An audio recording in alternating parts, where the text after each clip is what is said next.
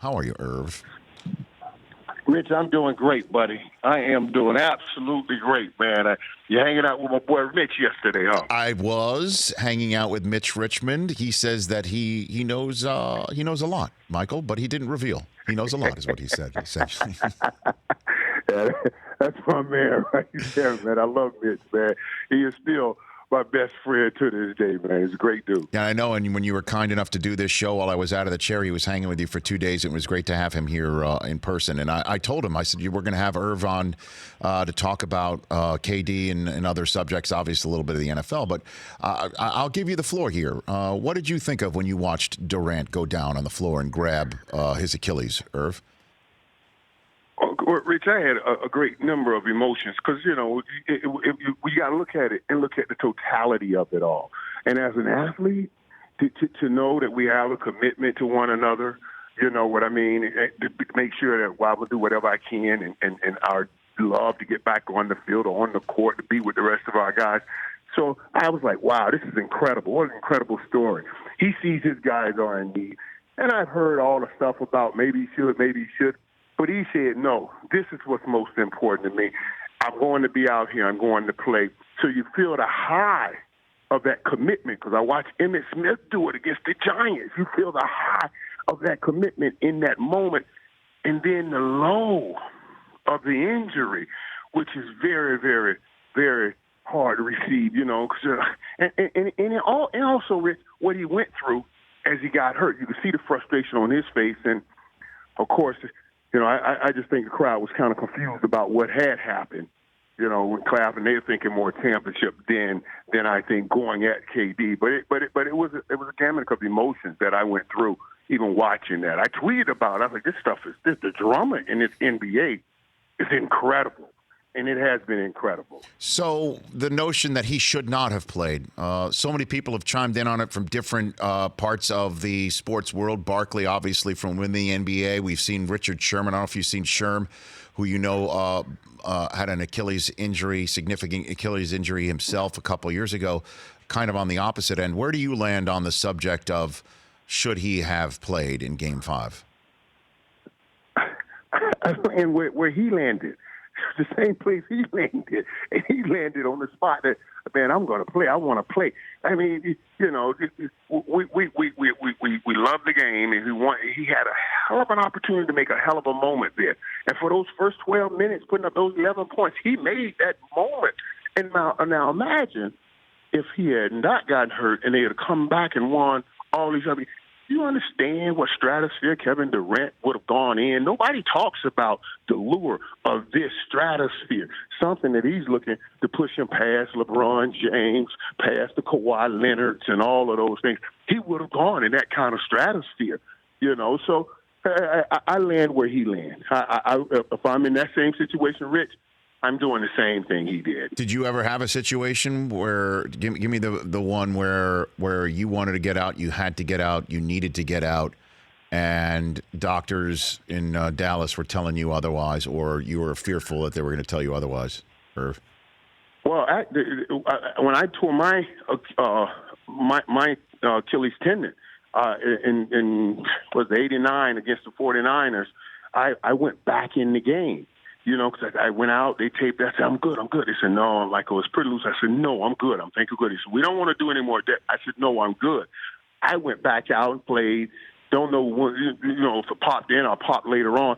Now, later on, I thought about, man, maybe I shouldn't have gone in that game. Maybe I had a chance of not having this ACL.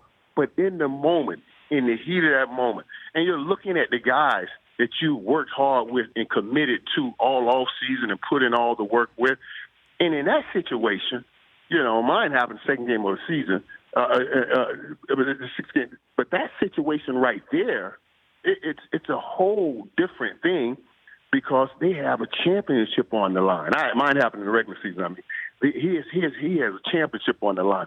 I would have definitely landed right where he landed. And it's hard. Even with the Kawhi sat out last year, but there was still no championship right there sitting for him. People are downplaying that, and I understand maybe Barkley downplays it, and maybe it doesn't mean what it means to him But to have that championship and have opportunity to win another one, I land with Durant. Michael Irvin here on the Rich Eisen Show. What does he face in terms of this? I know you've suffered an Achilles injury even more recently, as I pointed out, different circumstances than Game 5 of the NBA Finals out there in Malibu in a flag football game with Maria Menounos, as you did. I watched you hurt your Achilles in that game, Irv. What lies ahead for Durant? Now, there are two things here, because I strained my Achilles and when I did my charity flag football game years prior to that. Mm-hmm. And I remember straining it, and I felt like it was pretty close to what I see Kevin Durant went through. I was able to walk off the field. And they'll tell you when you strain it sometimes, you wait on the scar tissue to feel the strain back in, and you got to really massage it. For after I strained it, I didn't pop it. I strained it. I went the next 2-3 years hoping to pop it so I can go ahead and get it fixed all the way. Oh, man. I can't. I don't know. Have they given us the results of his MRI? No, we haven't heard anything yet. I know he's went to New York to get a medical opinion, or for whatever reason. It's just we still don't know. He walked off the court. He got up and walked. Rich, when that thing happened to me, it felt like somebody shot me when I popped at the time. Shot me in the back heel. I fell down, and there was no moving my foot. I saw him move the foot. So I'm like, I don't know if that's a strain or is it a pop, a total pop, because he was walking on it, and it's tough to walk when you pop that hamstring, when you pop that Achilles. Excuse me. Yeah, I hear you. I mean, it did look like something did move within his calf. I mean, not to get too no graphic, So we don't know, but I still wanted you on nonetheless to give your couple cents on this subject. While I do have you, let's talk a little NFL. But before we get to that, another subject du jour of the day is the amount, Michael Irvin, of celebrating the U.S. women's national team did in France at the 13-0 beatdown of the Thai national team. I'd love to give you is there such a thing as too much celebrating? I don't know if you saw any of it, if you thought it was too much. What's your? No, Rich, I'm abreast on this here now, and here's what I say when I see all of that too. Now there's so much going on than just the naked eye sees, because the women they're in a battle, right? And they're in a battle. I'm talking about what we call it politics or whatever, for equal rights and all of this stuff and everything, and they've been battling. So each moment they make out there, they're going to make it known that they're making the moment. We are here. This is what we've been talking about. This is what we're doing. I have no issue with it whatsoever, Rich. I always used to tell people, if you don't like me doing my first down thing on you, stop me from getting the first down. That's what you do. This is the business that we are in. We are not in the, I like your business. Hey, I want to be good friends with you business. We are in the, I must beat you business. And I got to do whatever I need to do to get me in that height level place to beat you. So stop telling me to be Mr. Nice Guy. This is not the little league stuff where everybody gets a participation trophy. I'm going to beat you down, and I want you to know I beat you down because that's what makes me play best. That's just the reality. I have no issue with it whatsoever. Yeah, Megan Rapinoe said today, and she's been one that really has been in the spotlight because she scored her 45th international goal, right? And it made the game either 8-0, 9-0 at the time, and she celebrated as if it was her first. She today said that if they're guilty of the crime of joy, she's fine with that, is basically what she said, Michael. Yeah. You're Rich. I've heard her speak a couple of times. You can tell she sounds very smart, very intelligent. And just the way she delivers that line right there, it shuts people down. Who gets in the way and says, you shouldn't have joy? Who fixed their mouth to say that to anybody? So for her to say that, that's classic and great speaking on her part. Well, I mean, just to take the quick flip side here, I mean, that you're showing up an opponent, when youth soccer might see this and see somebody celebrating a 9th goal, a 10th goal at some point, You do let the up on the gas because the game is over and the celebrations aren't that necessary. So what do you say to something like that, Irv? As I said before, Rich, we're at a different level. We're at a different level. This is the best of the best, and I know Thailand, they're new in the competition. They're certainly not one of the top teams, but this is the best versus the best right here. And you got to do what you have to do to bring the best out of you because you're playing the best. We can have all these great rules when we're playing the little league stuff because, everybody wants to participate. Everybody wants to be nice. We don't want to make anybody feel badly, But at this level, things change, and we have to differentiate between them. Because if you don't do what you need to do your best, you know what? In the league, you get cut. You get cut. So am I going to lose what I worked so hard for because somebody says I'm not nice enough? It's just, I understand it at one level, but at another, it changes. And at that level, things change. Couple more minutes left with my Hall of Fame friend, Michael Irvin. You're at the Star right now? Are you at the Dallas Star right now? I am at the Star. I'm at the practice right now. As a matter of fact, I just stepped out the door because they get to play music in practice nowadays. Okay. We didn't get that stuff. Jimmy would have gone crazy having music in practice. Even in a June OTA, Jimmy wouldn't allow music in practice, Irv? What? Are you joking? Man.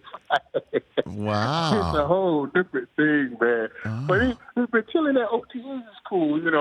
I'm sitting there because they gave a day off to Sean Lee and Whitten and all of those guys and just catching up with how those guys feel and what they see. I tell you this, Rich. You walk in the building over here, and this is my first time being in the building since they've been practicing. Everybody in this building is ranting and raving about Randall Cobb. It'll be interesting to see just what he does for the Dallas Cowboys this year. I mean, everybody I talked to are ranting and raving about Randall Cobb. And I knew it. Remember, we did that show, the free agency show. Yep. And Marvin Lewis, that's the first thing he was talked about. He said, man, that's one of the guys I would have gone after if I was still in that position, if I was still head coach. He said, he's one of the best. He's always watched it. And we talked about it. I told him, I said, we talked about this before you guys picked him up. And, I mean, that's all they're talking about. So it'll be interesting to see how that plays out. So when you sat in this chair for me in first week of May, you had Jerry Jones on, and he flat out reiterated in perfect plain English that they are committed to Dak Prescott. And yet Carson Wentz is the one who was signed earlier than expected.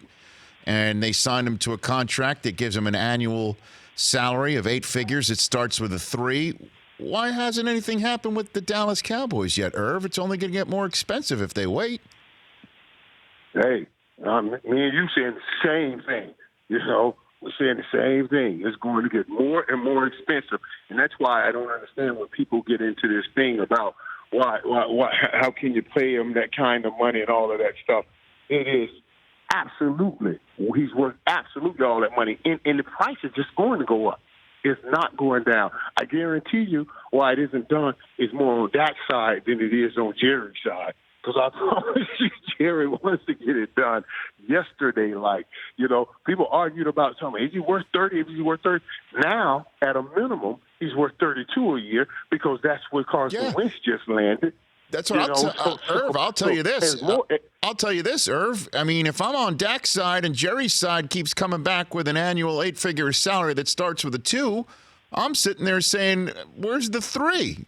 Of course I'm going to be waiting. I mean, absolutely. Certainly. Absolutely. Goff's around the corner. And, I mean, he took the team to Los Angeles for round 2.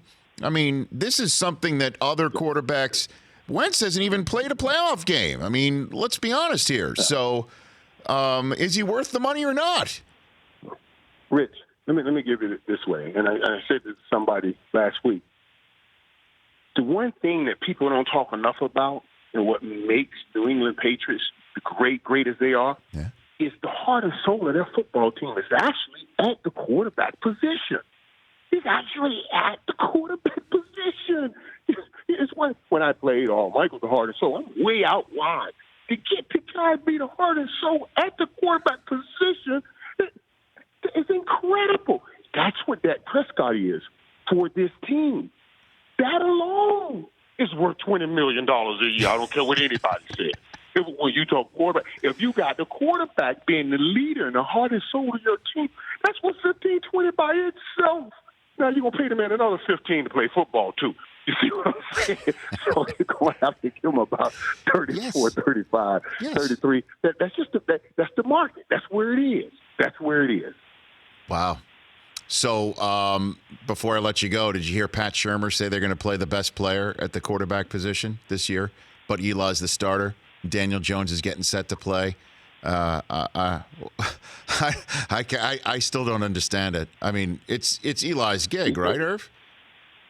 Yeah, it blows my mind when you hear that.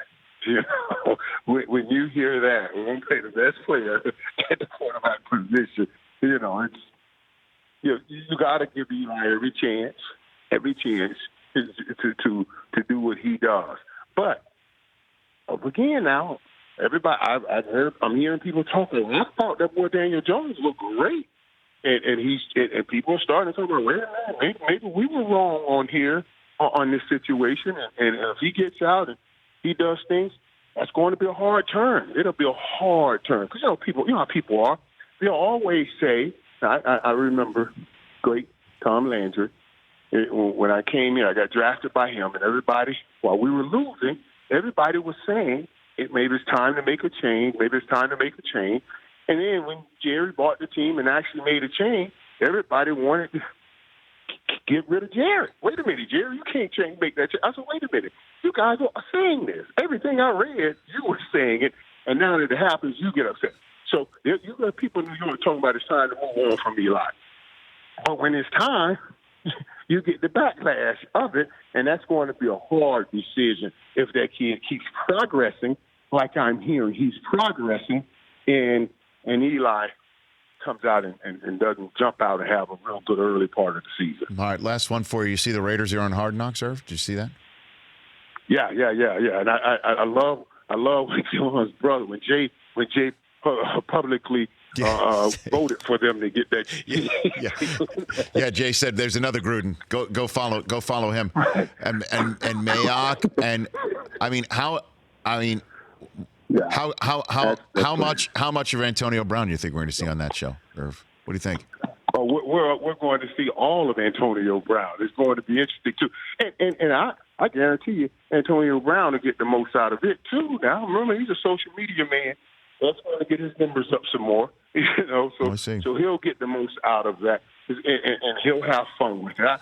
I think it'll be a very interesting Hard Knocks, just seeing the inner workings of it. Now, here again, I think the tough part of it all, and I love watching Hard Knocks, is always watching when guys get released. Yeah. I mean, I'm gonna shoot all of it, but don't go in that room. Let that go. Leave something sacred. You know what I mean? You can't go in there on confessional. This is like confessional. This is like, you let that man go in there and deal with that part by himself. We know what happened in there. We've seen enough of that. But yeah, I love the show, and I think the Raiders. That's going to be an incredible drama-filled show. Mayock too, and I mean, in terms of mature audiences, shows on HBO, Game of Thrones, and The Sopranos, The Wire. Where would a Hard Knocks of your Dallas Cowboys when you played rank, Michael? Where would that be?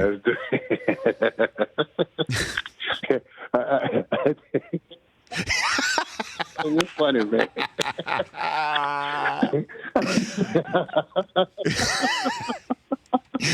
So way up there is basically what you're saying. For some reason, yeah, that's funny to me. Okay. When you thought of that, it's funny to me. It's funny to me. When I think about when they first said the Raiders were going, you know what I think about? When we are doing the show, right, and we happen to catch Tom Coughlin coming in to a game. That's right. And you always make the comment that he looks like, get off my lawn, leave me alone, right? That's what you may see out of Mike Mayock sometimes. That's right. With those cameras around. Get off my lawn. All right, Irv, take care of yourself. Have a good time there at the Star with what you're doing for the network there. We'll see. I'll see you this weekend. All right, buddy. I'll see you this weekend, man. You got it. For the birthday party. It's- For the birthday party. We got a big Rich Eisen birthday party. Hey, everybody's invited. Is that right? I need to check that Evite list. Hold on a second. You guys can DM me for the address. Yeah. All right, Irv. We'll see you this weekend. All right, Take man. care, bud. All right. That's Love you, man. you got to same to you. That's Michael Irvin 88 on Twitter. For more of The Rich Eisen Show, tune to Audience Channel 239 on DirecTV for free on BR Live or download the Rich Eisen Show app.